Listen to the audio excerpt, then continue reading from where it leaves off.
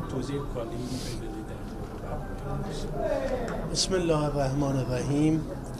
الحمد لله العالمین و الصلاة و السلام علی سیدنا محمد و آله و صحبه منتجبین. من در روزهای گذشته که ایران اسلامی مورد هجوم و حمله متجاوزان اسرائیلی قرار گرفته بود، از سوی مردم اندونزی همیشه مورد محبت و همدردی و همدلی قرار گرفتم و بسیاری از مردم اندونزی به من ابراز می‌کردند که می‌خواستند برای ابراز تسلیت و ابراز همدردی با مردم ایران به سراغ من بیان. ما امروز رو تعیین کردیم برای اینکه دوستان ایران بتونن به اینجا تشریف بیارن و مراتب همدردی و حمایت خودشون رو از شهدای ایران و مردم ایران اعلام کنند. Selama hari-hari belakangan ini, khususnya setelah Iran diserang secara pengecut oleh rejim Zionis Israel, kami menerima begitu banyak pesan simpati dan solidaritas dari masyarakat Indonesia berbagai golongan, dan untuk itu kami merencanakan sebuah kegiatan walaupun terbatas agar memberikan ruang kepada masyarakat Indonesia yang ingin menyampaikan duka citanya kepada keluarga para korban agar bisa hadir dan menandatangani petisi. همچنین هزاران پیام همدردی و حمایت و پیام‌های تسلیت از مردم محترم اندونزی از طرق مختلف مثل پیام‌های کتبی، ارسال تاج گل، ایمیل، پیام‌های واتساپی و حضور دریافت کردم که دوست داشتن که به طریقی همبستگی خودشون رو با ملت ایران اعلام کنن که ما در اینجا این تومار رو پیش بینی کردیم که کسانی که میخوان با ملت ایران ابراز همدردی بکنن به اینجا بیان و تومار ابراز همدردی و حمایت رو امضا بکنن. Ribuan pesan kami telah terima selama belasan hari belakangan ini. Masyarakat Indonesia dari berbagai golongan, dari berbagai kelompok dan LSM, lembaga kemasyarakatan dan lain sebagainya mengirimkan pesan solidaritas kepada kami, dan kami menerima papan bunga, pesan resmi, pernyataan dan lain sebagainya. Maka acara hari ini adalah sebuah bentuk agar kami bisa mengumpulkan dan juga menerima aspirasi secara langsung dari masyarakat Indonesia agar mereka bisa menandatangani petisi dan sampaikan pesan mereka secara langsung atas perkembangan yang terjadi. البته پیش بینی ما این بود که جمعیت بسیار زیادی خواهند آمد و همین هم خواهد شد، چون الان که هنوز برنامه شروع نشده میبینید که جمعیت بسیار زیادی اومدن و بعد از این هم ما همچنان مدیون و مرهون مردم مهربان، صلح دوست و پشتیبان اندونزیایی هستیم، پشتیبان ایران از اندونزی هستیم و از حمایت‌های شما تشکر می‌کنیم. Tentu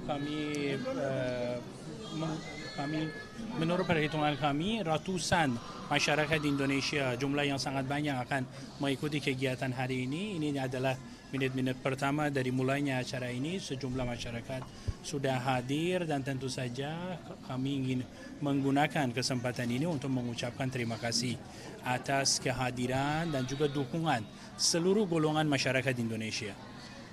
دولت رژیم صهیونیستی ادعا می‌کرد که با مردم ایران و با مردم غیر نظامی کاری نداره و فقط اهداف نظامی رو میزنه، در حالی که شما اینجا شاهد عکس‌های کودکان بسیار خردسال، زنان، مردمی هستید که به ناحق و بدون گناه توسط رژیم صهیونیستی در ایران به قتل رسیدند و چندین برابر اینها در فلسطین و غزه و لبنان و جاهای دیگه توسط رژیم کودککش صهیونیستی به شهادت رسیدند و شما شاهد این جنایات رژیم صهیونیستی هستید. Rejim Zionis menyampaikan bahwa masyarakat sipil tidak menjadi sasaran dari mereka, tetapi bukti dan kenyataan di lapangan berbeda. Kita bisa melihat poster di mana tergambar foto orang-orang yang tidak berdosa, anak-anak kecil, kaum wanita, dan kaum sipil yang menjadi korban. Tentu ini jauh berbeda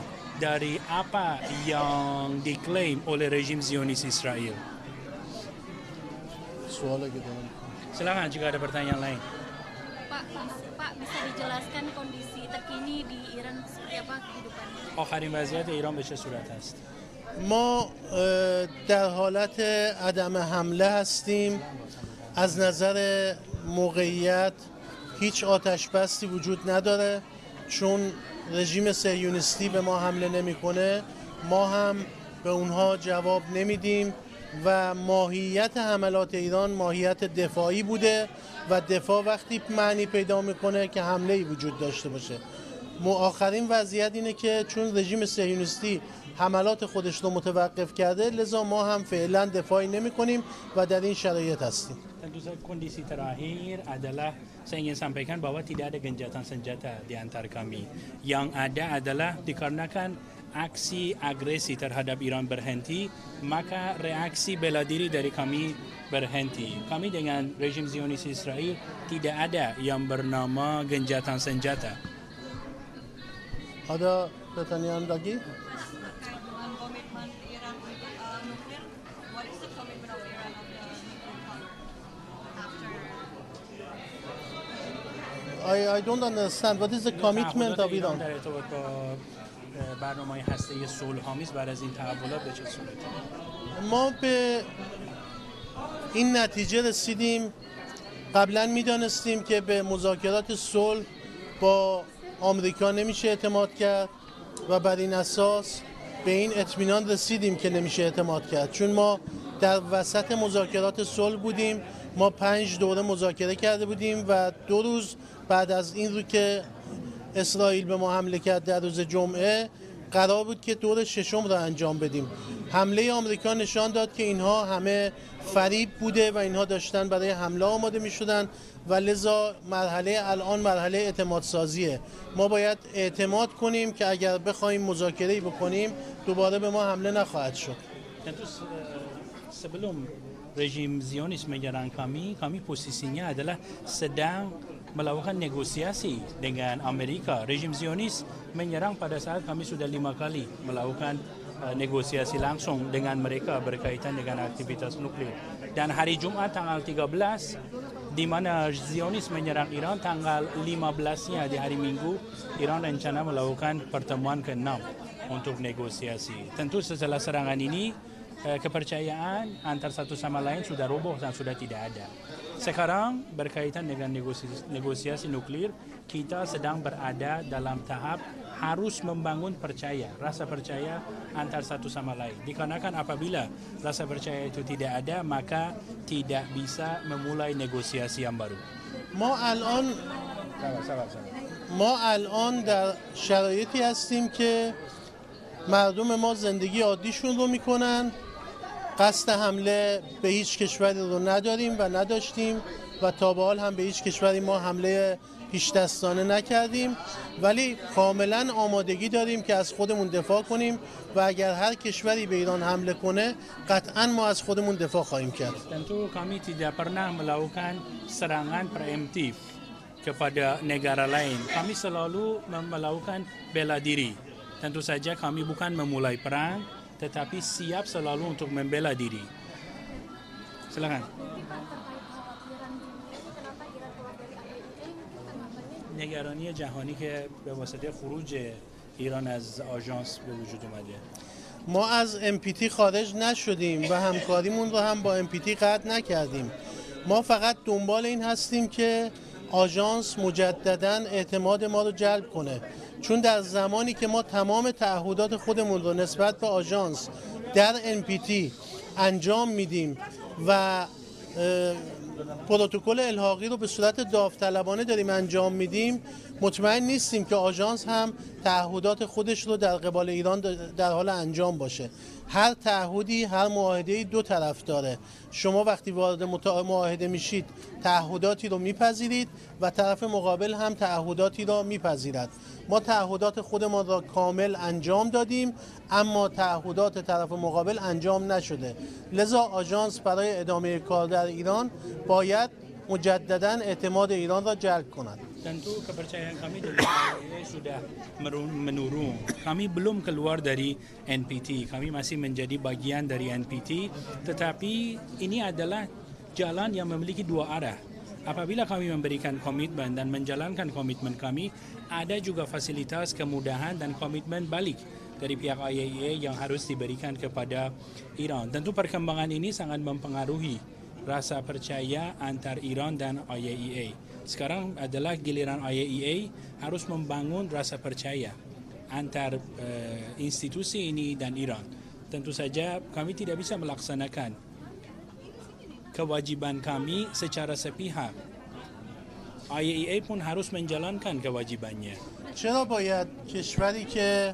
چرا باید رژیمی که خود عضو NPT نیست، عضو آژانس نیست، NPT رو امضا نکرده، پروتکل الحاقی رو اجرا نمیکنه و به هیچ یک از تعهدات بین المللی پایبند نیست، دارای بمب اتمه و تمام همسایگان خودش رو به حمله اتمی تهدید کرده و به تمام همسایگان خودش حمله کرده، باید بیاد به کشوری مثل ایران که هم عضو آژانس هست، هم NPT رو امضا کرده، هم پروتکل الحاقی رو اجرا میکنه و هم بمب اتم نداره و خود آژانس تایید کرده که ایران به دنبال بمب اتم نیست و هم تا به حال هیچ همسایه‌ای رو تهدید نکرده و به هیچ جا حمله نکرده.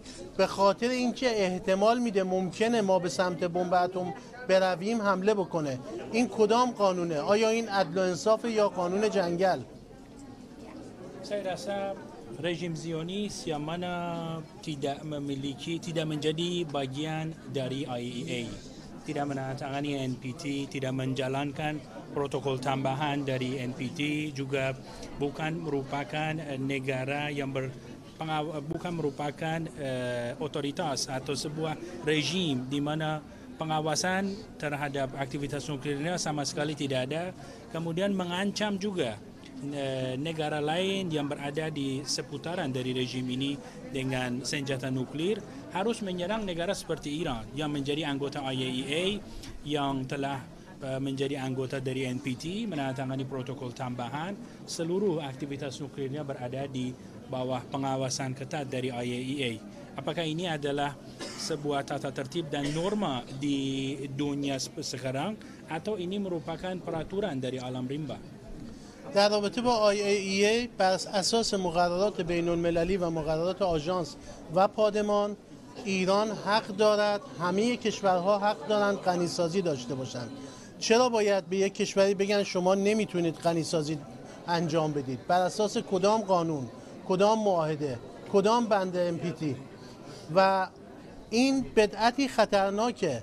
اونهایی که امروز به ایران میگن شما باید اورانیوم غنیسازی شده رو برای راکتورهای خودتون و برای نیروگاه خودتون از ما بخرید و حق غنیسازی ندارید، همین رو فردا میتونن به خیلی کشورهای دیگه در حال توسعه مثل اندونزی بگن شما میتونید به سمت استفاده از صلح‌آمیز از انرژی هسته‌ای برید ولی حق غنیسازی ندارید.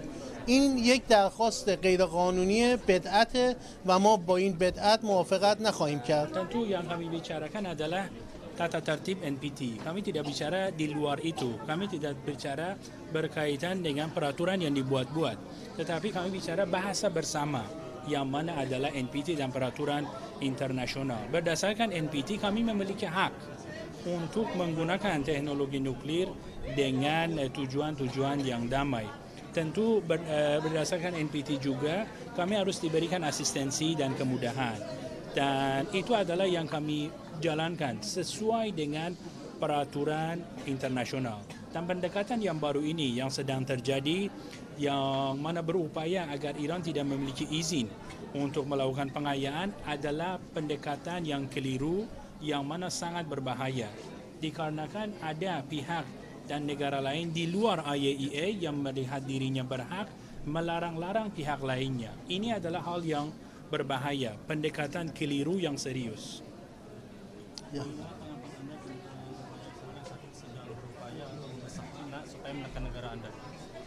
نظر شما در ارتباط با تلاش‌های اسرائیل چیه که داره چین رو تحت فشار میذاره تا از کشور شما دور بشه؟ ما همپیمانان خودمان را داریم و کشورها بر اساس منافع خودشان تصمیم میگیرند. من مطمئنم که هیچ کشوری نمیاد منافع خودش رو به خاطر منافع اسرائیل یا هر جای دیگه‌ای ترک بکنه. ما همپیمانان خودمون رو در جهان داریم. مسلمانان همینطور که میبینید در تمام جهان پشتیبان ما هستند. کشورهای غیر مسلمان آزاده در دنیا همپیمان ما هستند و ما نگران این که چند کشور همپیمان رژیم صهیونیستی باشند نیستیم. Tentu saya rasa setiap negara di dunia akan mengambil keputusan berdasarkan dengan kepentingannya sendiri, bukan apa yang diharapkan oleh rejim Zionis Israel. Negara-negara merdeka, negara-negara yang mandiri akan melihat jalan yang tepat untuk kepentingan mereka seperti apa dan baru akan memutuskan. Maka dari itu kami tidak melihat ini memiliki pengaruh dikarenakan setiap negara secara mandiri seharusnya memutuskan berkaitan dengan kepentingan nasionalnya.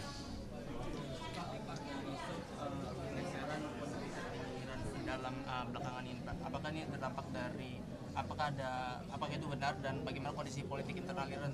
از سیاست داخلی ایران به چه صورت هست؟ عده‌ای میگن که شاید رهبر ایران کنارگیری بکنه از مقام رهبری. در این زمانهایی که وضعیت جنگی پیش میاد، یکی از ابزارهای دشمن استفاده از پروپاگاندا و استفاده از شایعه و رسانه برای تضعیف طرف مقابله. همچی چیزی وجود نداره. ایران در داخل با قدرت داره ادامه میده و شما دیدید که سازمان و تشکیلات ایران انقدر محکم و حساب شده است که بلافاصله بعد از شهادت فرماندهان نظامی ما رهبر معظم فرماندهان جدیدی رو نصب کرد و ما همون شب پاسخ حملات رژیم صهیونیستی رو دادیم. به شایعات توجه نکنید و رسانه حق و عدالت باشید. Saya rasa di zaman perang tentu kampanye negatif, berita-berita miring dengan tujuan-tujuan tertentu begitu banyak. Itu adalah berita tidak benar. Anda bisa melihat struktur politik dalam negeri yang sangat kuat dari pergerakan Iran setelah perang ini dimulai. Pejabat tertinggi negara, komandan tertinggi negara dalam hitungan jam bisa digantikan dengan pejabat lain dan kembali mereka beraktivitas, bahkan memberikan tanggapan yang serius kepada rejim Zionis Israel. Di saat-saat perang tentu mereka akan mencoba untuk menyebarluaskan berita-berita yang negatif dan tidak benar. Maka dari itu kita semua sebagai insan media harus berupaya untuk menjadi media yang mengkabarkan kebenaran. من یک موضوعی هم توضیح بدم. ببینید با تغییر رهبران در ایران هیچ اتفاقی نمیفته، کما اینکه با تغییر فرماندهان اتفاقی نیفتاد. ما البته وجود ذی قیمت رهبر معظم انقلاب رو با قدرت در کشور داریم، اما دشمنان ما بدانند و میدانند که با جابجایی چند مسئول سیاسی یا چند فرمانده نظامی در یک سیستم با ثبات قدرتمند مثل جمهوری اسلامی ایران هیچ خلل و ضعفی پیش نمیاد و هیچ اتفاقی نمیفته. Tentu negara kami dari segi struktur politik dalam negerinya sangat kuat. Negara kami tidak bergantung kepada posisi tertentu. Mulai dari pemimpin agung Iran, pejabat militer, pejabat politik dan lain sebagainya. Tentu saja kehadiran sosok agung seperti pemimpin tertinggi Iran sangat membantu kemajuan dan juga perjalanan yang ditempuh oleh Iran saat ini. Tetapi ini merupakan sebuah kenyataan bahwa sistem politik dalam negeri Iran tidak bergantung kepada posisi manapun. Dikarenakan sistem ini menemukan jalannya sendiri dan setiap pejabat akan memberikan yang maksimal untuk kemajuan negara. Dan pertanyaan terakhir. Yang Muslim seperti Arab Saudi, Kuwait, Qatar tidak mendukung penuh negara Anda ketika diserang oleh Israel. Tidak mendukung Pertanyaan Anda. dalam beberapa media. Menurut pertanyaan dari Bapak, میگه من فکر میکنم که عربستان و کشورهای دیگه اسلامی حمایت حداکثری از شما نداشتند. درسته؟ یکی از مشکلات جهان اسلام عدم وحدت جهان اسلامه. این روش صهیونیستاست که با جدا کردن کشورهای اسلامی، جدا کردن مذاهب اسلامی سعی میکنن اونها رو ضعیف کنن و از بین ببرن. ما البته در منطقه روابط برادرانه‌ای با کشورهای اسلامی داریم، اما توصیه ما به همه کشورهای اسلامی اینه که با هم متحد باشیم. اگر ما با هم متحد باشیم دشمن به هیچ کشوری جرأت تعرض نخواهد داشت، اما اگر ما متفرق باشیم ضعیف خواهیم بود و تک تک ممکنه مورد حمله قرار بگیریم. Tentu situasi yang terjadi adalah pendekatan dari pihak musuh yang selalu mencoba untuk mengkotak-kotakkan negara-negara dan umat Islam. Itu adalah pendekatan dari musuh mencoba untuk sampaikan yang ini harus dipisahkan dengan yang lain, yang ini berbeda dengan yang lain dan lain sebagainya. Dan dengan demikian, walaupun demikian, kami memiliki hubungan yang sangat dekat, persaudaraan yang sangat erat dengan semua negara-negara Islam di dunia, khususnya yang berada di kawasan kami. Harapan kami adalah kerjasama dan persatuan yang sangat erat antar seluruh negara-negara dan umat Islam. Dikarenakan apabila persatuan ini dijalankan secara maksimal, maka pihak musuh dalam hal ini rejim Zionis Israel tidak akan berani untuk menyerang pihak maupun negara manapun. من به تمام دوستان مسلمان و به تمام دولت مردان کشورهای اسلامی اعلام میکنم مطمئن باشید این زمانها میگذره و ما 10 سال بعد، 20 سال بعد، 30 سال بعد در مقابل تاریخ پاسخگو خواهیم بود. بهتره که الان همه ما سمت درست تاریخ بایستیم و در آینده از رفتار و عملکرد خودمان شرمسار نباشیم. همچنین تشکر میکنم از حمایت‌ها و حمایت‌هایی که دولت محترم اندونزی از جمهوری اسلامی ایران از ابتدای جنگ تحمیلی رژیم صهیونیستی تا الان اعلام داشته و امیدوارم که و تشکر میکنم که این دولت در سمت درست تاریخ ایستاده. Dan kita semua akan dihadapkan kepada sejarah dalam tahun-tahun ke depannya. Kita semua umat Islam, negara-negara Islam harus bertanggung jawab kepada sejarah 5 dan 10 tahun ke depan. Ketika kita menilik kembali dan mempelajari sejarah, kita harus melihat rasa tanggung jawab kita pada saat sebuah perkembangan terjadi. Dan saya ingin gunakan kesempatan ini menyampaikan terima kasih dan apresiasi dari bangsa dan pemerintah Republik Islam Iran kepada masyarakat dan pemerintah Indonesia yang selama ini memberikan dukungan dan juga solidaritas kepada kami dalam saat-saat yang sulit. Indonesia dan rakyatnya telah berdiri di bagian yang benar dari sejarah yang kita sedang hadapi ini.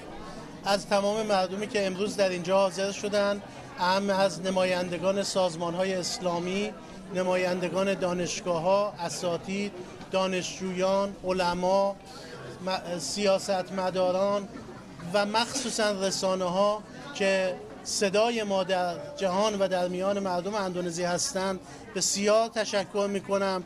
امیدوارم که خداوند شما رو در صف مقاومت موفق بداره و همیشه در صف مقاومت افتخار کمک به مردم مظلوم فلسطین و غزه رو داشته باشیم. Dan tentu saya juga mengucapkan terima kasih kepada masyarakat Indonesia dari berbagai golongan yang hadir pada acara penandatanganan petisi hari ini, para perwakilan dari lembaga keislaman, lembaga swadaya masyarakat, berbagai kelompok, para pejabat politik, ekonomi, dan lain sebagainya. Khususnya apresiasi saya kepada para media dari Indonesia, para wartawan yang selama ini membantu kami dan menjadi suara kami untuk menyampaikan kebenaran dan menyampaikan berkaitan dengan perkembangan di lapangan. Tentu yang Anda berbuat sangat penting bagi kami dikarenakan kita semua harus berada dalam barisan muqawamah atau barisan pertahanan melawan musuh bersama yang kita sedang hadapi. Terima kasih.